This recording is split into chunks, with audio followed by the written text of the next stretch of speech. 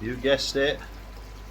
I'm by the koi pond, the indoor one, and it's time for, it's been 5, going on 6 days now, for the first clean of the Eazypod with the brushes. So what I'm doing is I'm just backwashing, if you like, the water from, let's turn the UV off.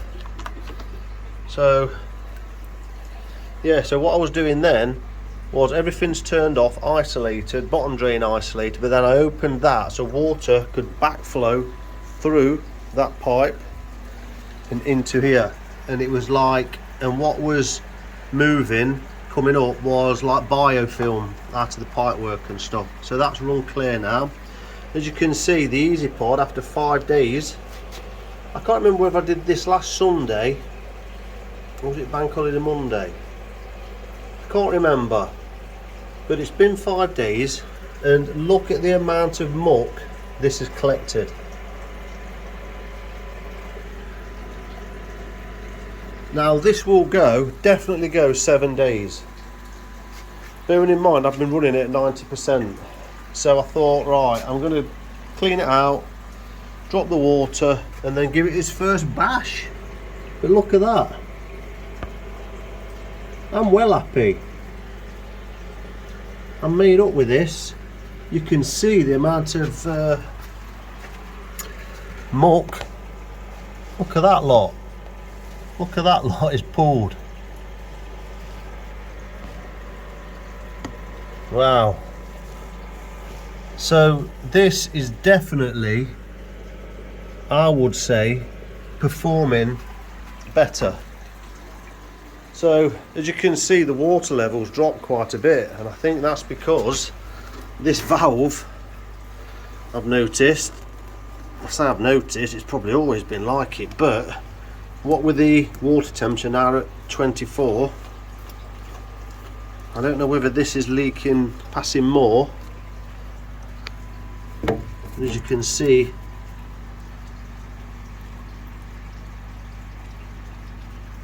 there is a constant drip down the waste. So technically, if I was topping up, I wouldn't need an overflow, would I? Because it looks to me like there's enough water trickling out the system there. So anyway, what I'm going to do, just out of interest, I won't do this in the future I don't think, but I'm just going to bubble it just to see what happens. Look at that.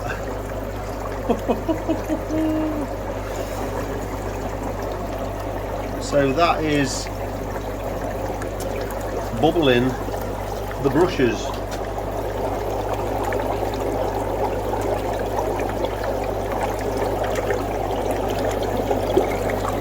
Now I suppose you could literally bubble that, drop it, hose them, job's a good one. That's what I'm going to do, and then just put them back in its place again.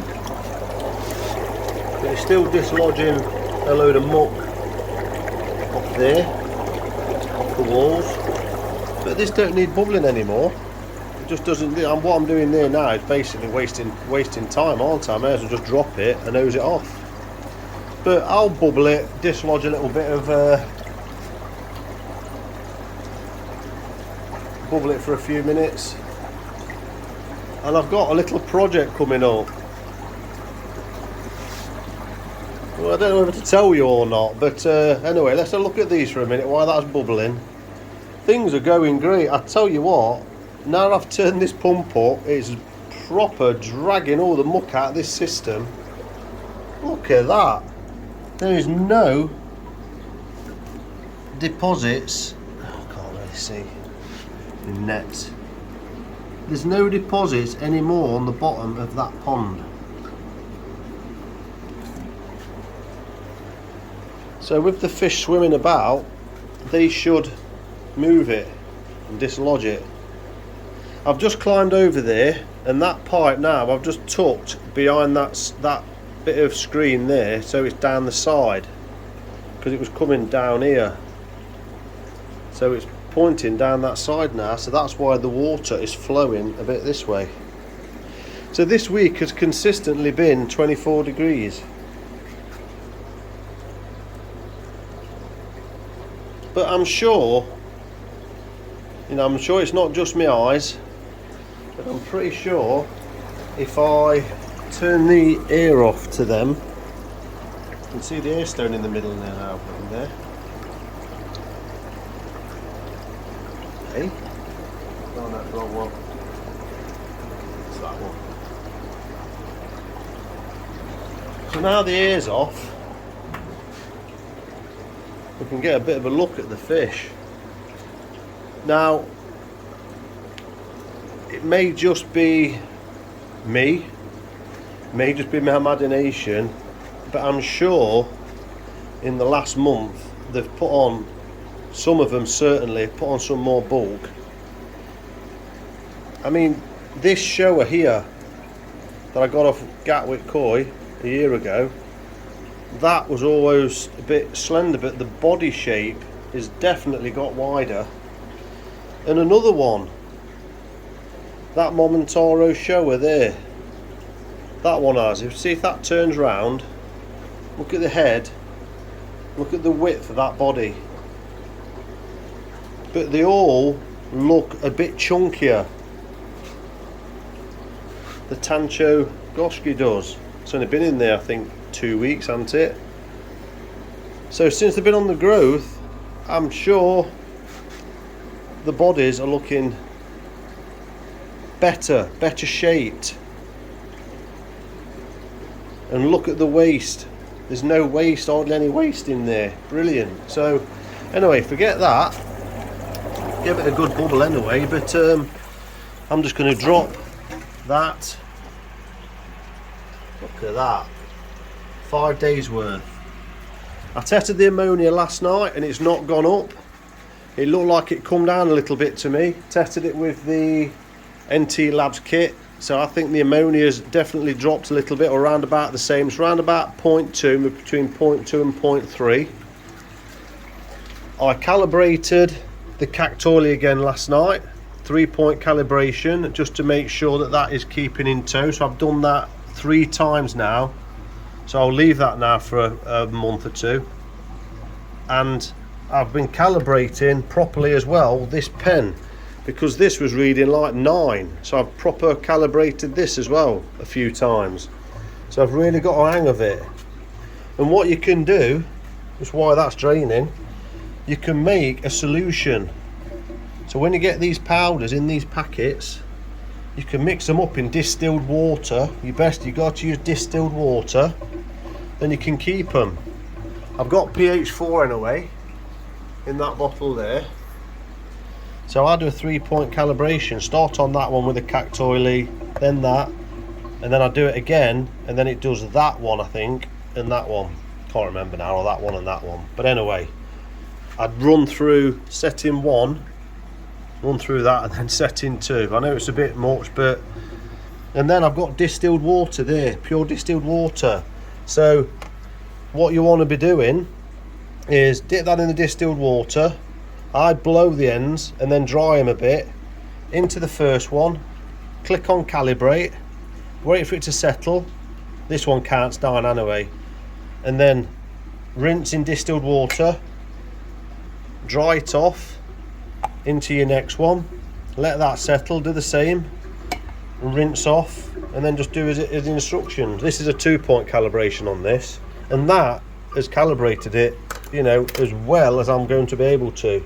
Now the purists will say, oh, you've got to mix this up every time, but for me so far after a week it's been quite stable when this is taking its readings and what it's reading to.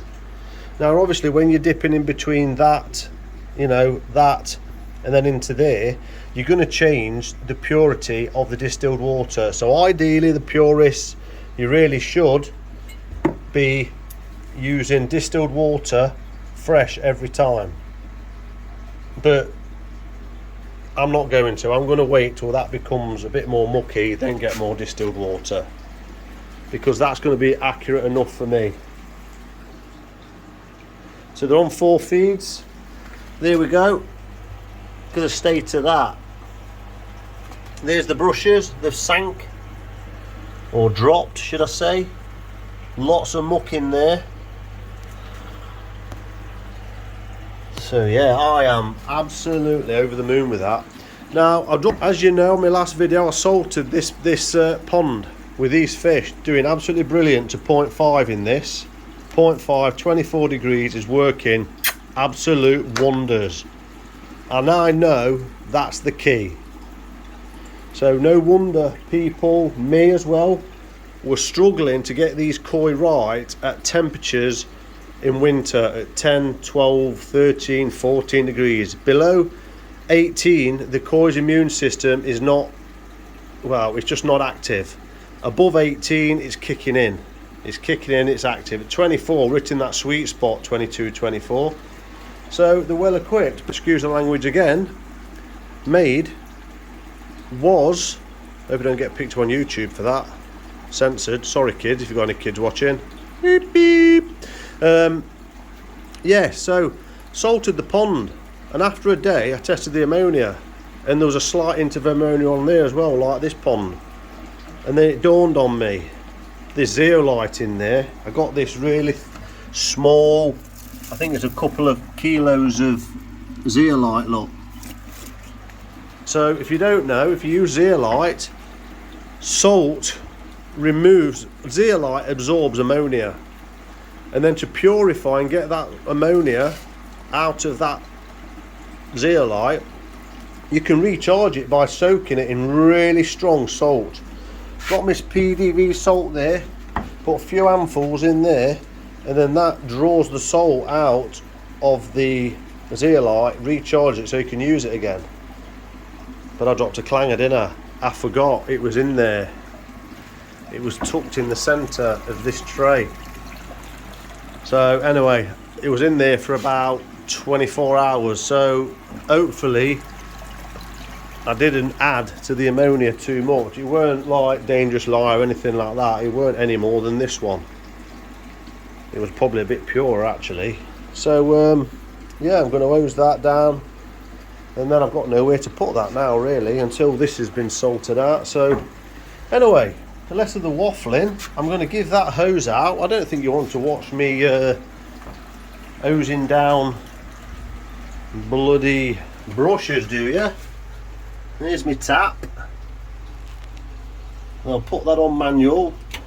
Quite handy to have something like this. I used to have spray hoses around my greenhouse, and I could literally put that on manually, or it's like an analog. You can actually have a mechanical timer countdown. So sometimes when I put my dechlorinator in and I know that I can leave it on for about 30 minutes, go out, walk out, and it automatically shuts off. Or I can have it on, manually on. Quite a good kit, that hose lock. That's lasted me, but it's been in here 20 years. That's been in there 20 years in use, that. So I'm just going to give it everything a good blasting. So I'll give it a good blasting at first. You can watch the muck.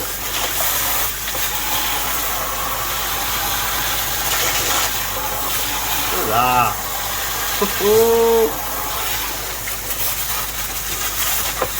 So all depends how much I want to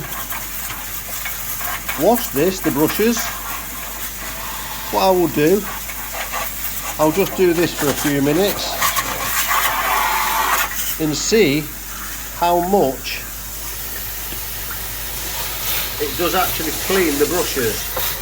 So I'll do it like this, and then I'll pull a couple out and see how much, if I don't lift them up and spray them from the side, how much muck are actually left in. Probably quite a bit, so I will just lift them up and put them in every time.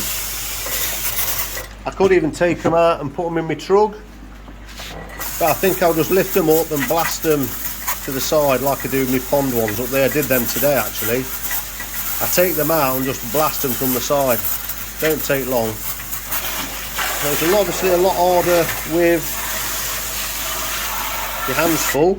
So what I'll do, I'm going to put you on pause, I'm going to come back, but I'll time it, see how long it takes me.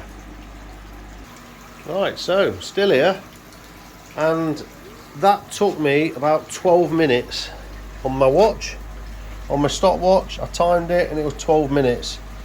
So I literally had them on the top here.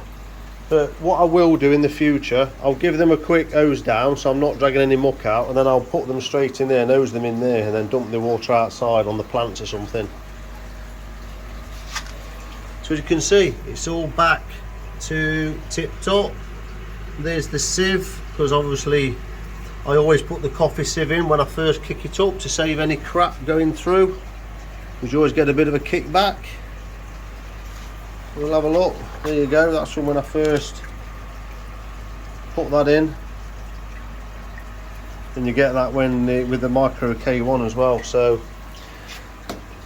yeah, there you go. I've got some fresh PSB, so I've put a good glug of that in there now. I've got back on that now.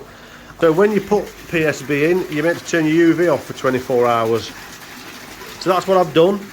So I'm going to do that weekly. That'll be part of my weekly regime. Put that in. Got the sodium thiosulfate gone in. So that's dechlorinated. It's having a good top up, because it obviously dropped a bit because that tap was passing a little bit. So I might have to have a look at that. I've had quite a bit of evaporation this week. That was pointing this way, so I think I've had a bit of splash over as well from that. And that's about it. Yeah, there we go. As you can see, the levels dropped significantly, so I've got to get a good top up.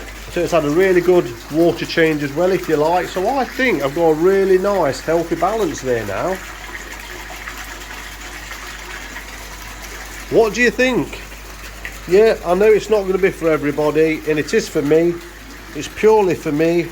I don't mind spraying, hosing the brushes down and getting a bit of spray back and getting a bit of cold hands in winter, because honestly I could not keep up with this Eazypod. It just does not suit my lifestyle. And like I say, you go away for 3 days or a week, I know you're meant to have someone to look after your koi and stuff like that, or when you have people coming into your house and look after your house and take your letters in and stuff, you can get them to do it, but they've not got the experience, and it just worries me that they could leave something very easily turned off and then you come back to dead fish. So I would much prefer this. I feel settled now.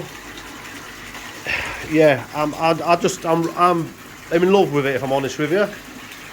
Absolutely in love with that brush box now. I've not had to get rid of the Eazypod. I've gained the 18 litres of media in there as pure biological media now, so that will boost everything. So I'm really, really happy. Woo! So on that, that's another one already. So that is a great update with the brush box, the massacred, what I've called the massacred Eazypod. I know it's not for everybody. I know people are going to say, oh, why you done that?